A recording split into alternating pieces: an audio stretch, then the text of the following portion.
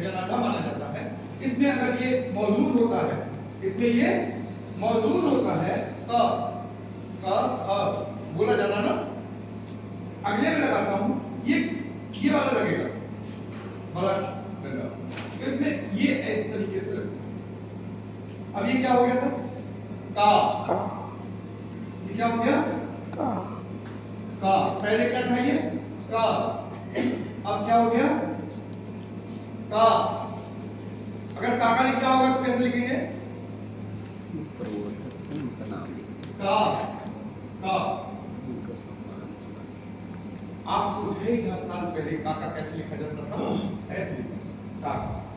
काकी लिखना होगा तो कैसे लिखेंगे? काकी लिखना होगा तो देखिए ये वाली मात्रा लगेगी। ये मात्रा कैसे मिला के लगती है? ऐसे और ऐसे। तो काकी लिखना होगा हमको तो बड़े आकार डंडा तो लगेगा ही, और इसके बाद दो मात्रा ऊपर ऐसे लग जाएगी। ये क्या लिखा हुआ है? काकी।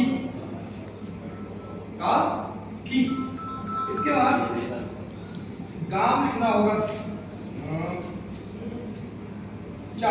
चा लिखना होगा कैसे लिखेंगे? चा। चा। चा पे आगे डंडा लगाइए, फिर एक बार चा और लिख दीजिए, फिर डंडा लगा दीजिए, क्या बन जाएगा हमारा? चा। चा। चा। चा। इसी प्रकार से दा हमारा ऐसा बनता है। अगर दा लिखना हो तो दा, एक बार और लिखना हो दा, अब क्या बन गया सर? ये दा। ये मान के चलना है, ठीक है। इसके बाद में अगर देखता हूँ, क्योंकि समय बहुत कम दिया है लोगों ने, 1 घंटे की क्लास होनी चाहिए थी, आप चाहें तो बात बन सकती है। का क्या आज भी ऐसा ही है?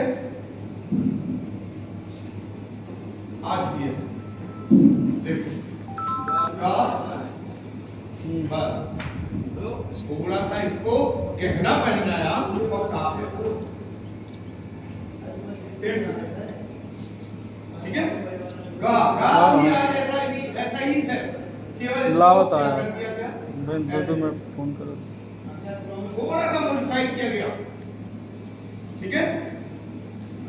घा भी उसी पे माना चल रहा ऐसे, ठीक है। आज भी ऐसा ही है, इसको क्या कर दिया गया? ऐसे। भारत में जब इसको पढ़ने की बात आई थी प्रिंसिपल को, तो सबसे पहले उसने ये वाला शब्द पढ़ा। जाओ ले आओ यार भाई, ना सबसे पहले था भेजता है। भारत में सबसे पहले पढ़ा जाने वाला शब्द ये क्या है सर? कई 5 मिनट कर सकते हैं। ये क्या है? ना। तो पहले ना कैसा था? ऐसे। पूरा शब्द क्या बनता है? ना और न। भारत में जब पहली बार जेम्स प्रिंसिप को पढ़ने में सफलता प्राप्त हुई, तो उसने सांची के स्तूप पर, जिस पे 400 लाइनें लिखी हुई है दानदाताओं की, कम से कम 400 से ऊपर है। आप सांची जब जाएंगे तो उसको 200 रुपए के नोट पे छपा हुआ है सांची का चित्र, वहां जब जाएंगे तो सारी रैलियों पे जिसने उसको दान दिया है, हो सकता है कि इस गांव के लोगों ने भी दान दिया हो, उनका भी नाम लिखा रहेगा। हम जाएंगे तो वहां पढ़ ही नहीं पाएंगे कि किसने दान दिया। विद्यालय को जो दान देता है पत्थर पे लिखवाया जाता है, ऐसे वहां भी लिखा हुआ है। हम लोग सांची जाते हैं, बहुत दूर नहीं जाएंगे, सारनाथ जाएंगे, सारनाथ में जाएंगे तो वहां भी पिलर लगा हुआ है, उस पर भी बहुत कुछ लिखा हुआ है। आप पढ़ सकते हैं, अगर मेरी पुस्तक अभी आपको प्राप्त होगी उसमें आप पढ़ेंगे, और सारनाथ जाएंगे तो खड़े होकर पढ़ सकते हैं कि क्या लिखा है। विनय के नियम लिखे हुए हैं उसके अंदर, विनय के नियम। लुम्बिनी जाएंगे घूमने तो वहां पर भी जाके पढ़ सकते हैं कि वहां क्या लिखा हुआ है। लुम्बिनी में जाने के बाद आपको पता चलेगा कि भगवान के बुद्ध के होने का सबूत लिखा हुआ है। इसी प्रकार से मोदी सरकार ने अभी एक वहाँ में जो कलश मिला है उसके लिए एक म्यूजियम बनाया हुआ है, 6 महीने हो रहेगा वहाँ। उस पे भगवान बुद्ध का बचपन का नाम लिखा हुआ है। भगवान के बचपन का नाम क्या है?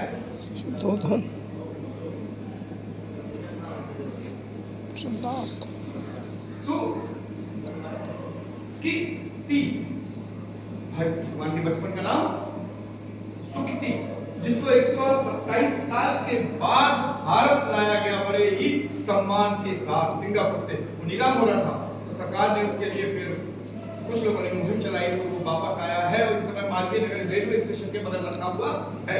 मेरी पुस्तक में उसको दिया गया है स्थान, तो आप उसमें पढ़ सकते हैं भगवान के बचपन का नाम क्या है, सुकृति। उनके एक नाम और लिखा हुआ है, सक्के मुनि भी लिखा हुआ है, उनको सक्के मुनि भी कहते थे। तो इजाजत हो तो मैं डूंगनी का शिलालेख जो सभी की कक्षा 6 की पुस्तकों में लगा हुआ है उसकी लाइनें लिख के दिखा दूं।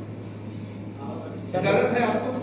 ये देखिए ये लगा हुआ है जिस पर सुकृति लिखा हुआ है। अगर इंटरेस्ट आ रहा हो, बहुत सारी चीजें इसके अंदर लिखी हुई हैं, इसके अंदर वर्णमाला भी लिखी हुई है। मैं पूरे भारत में इसको निःशुल्क सबको बंटवाने की कोशिश कर रहा हूँ। कम से कम 2 लाइन तो पढ़ना सीख लें। सरकार ने भी हम लोगों को सम्मान दिया और पहले अध्याय में ही इतिहास की पुस्तक में लगा दिया गया। इस विद्यालय